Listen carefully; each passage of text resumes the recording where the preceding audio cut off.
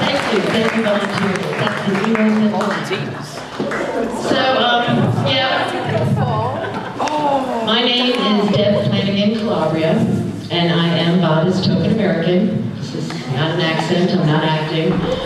Although I must admit, I have been known to pass myself off as a Canadian. Even though I am from the States, as we know. Actually, I didn't even realize until I came over here that people in America are not as popular as they think they are. It was really a good experience to come out to the rest of the world and find out that everybody doesn't love us, and we're not the best country in the world. Speaking of not the best country in the world, I would like to say for the record that I am very, very anti-George W.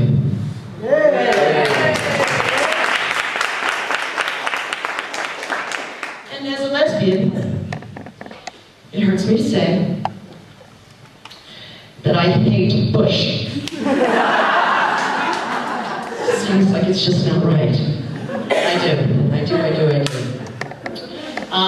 I'm really grateful for Rose to give me that opportunity. The first time I ever did stand-up was at the last Vada show. So if any of you are out there and have any requests for my last show, call out. You know, they don't do that with comedians. You know, say, hey, do the one while the chicken crossed the road. You know, it's not like a concert. You're like, sing, you know, let's get this party started. So I'm going to try not to repeat myself, but there's some things I thought were really funny and worth saying again.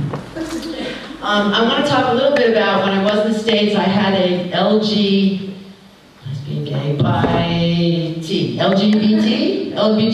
theater company, and I did original queer musicals. Maybe you heard of the company. It was in Atlanta, Georgia. It was called Funny That Way. Anyway? No? Okay. All right, well, just to show you, because some people could come over here and I say, oh yeah, I did theater, and I can be full of shit, right? But I'm not, because I brought the t-shirts to prove it. One of the plays I did, you know, because being the owner, producer, director, playwright, I could put myself in the best roles. One of the plays we did a parody, it was called Camelot. I played Sir Girl. I was a knight at the Pink Triangle table, and we had a wizard, was named Marilyn. Used to be Merlin, but it was in Trans-Op. And then we did another play, another musical called Outcasts of the Sea, Swishbucklers and Dykenetus. Anybody? Nobody saw that? I was Captain Ruby Fruit of the Lesbian Friendship. No?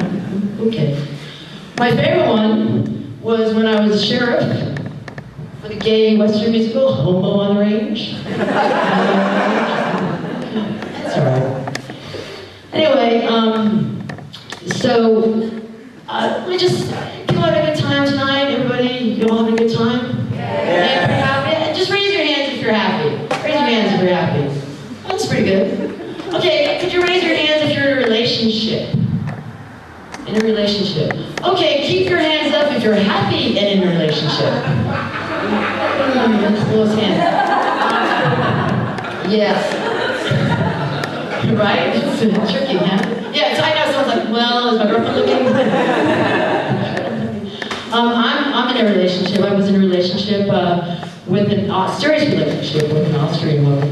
Like, could be anything less than serious with an Austrian woman. It's funny, I don't know if you have the same thing, but in the States, we're a little bit intimidated by German accents. Maybe because a lot of times in the Hollywood movies, it's always the German, that's the villain, you know? And when she called me up for our second date, you know, and she was like, so, what are you going to have for dinner? I swear to God, I just pictured her with a cigarette, me under a white light, you know, the face and making it talk, you know? So, anyway, we've been together for 7 years. And, wow, 7 years. And there's nothing that she would do for me. There's nothing I would do for her. So basically, we've been doing nothing for each other for about 2 years. And so we broke up. Yeah, really recently. And I know it's sad, And there's children involved in this breakup, and that's always rough. Ramses is, I don't mean to bring you down, you know, Ramses is 4, Cece's 3. I did get custody, she's got visitation. They are the cutest Cavalier, King Charles Cavaliers. I just love them. They're just great, you know. So I got the dogs, and that's okay. It's okay, right? It's okay. Anyway, so we went into couples therapy. Has anyone done couples therapy?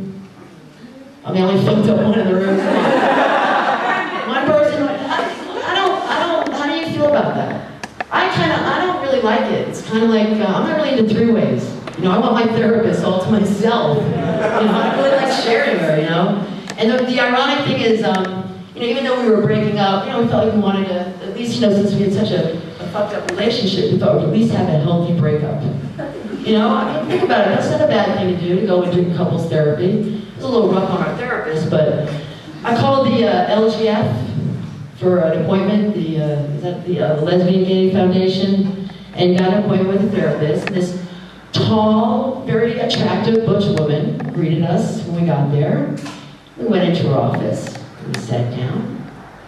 She looked at us and she said, "So, what brings you here today?" Can you fucking believe my therapist is a fucking bloody Austrian? What are the chances? I was just like, oh no, instead of having to make this stuff up, this is true life. So yeah, so we're in therapy, and I don't know, you know, it's hard being in therapy. It makes me very defensive when I hear things that I don't really have to hear about myself. Like my ex said, you know, she's really selfish, you know. She said, oh, all you do is take. Now, I'm getting a little bit defensive about it because relationships are about give and take. She gives, I take. I don't understand why I'm being selfish. That's what, you know, the basis of relationships are. So breaking up sucks, right? But it's really going to be worse for me because going back to America is going to be really hard.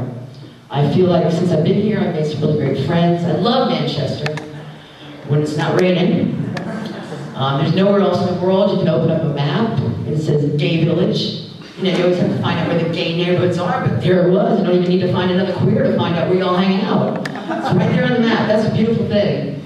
And I'm really grateful too because I feel like since being in England, I realized that I don't speak English. I speak American.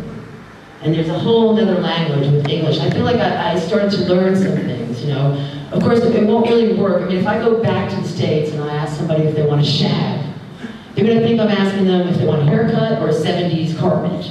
No, that's not going to go over. And then I was talking to my friends, I'm supposed to go to New York in 2 weeks or 4 months.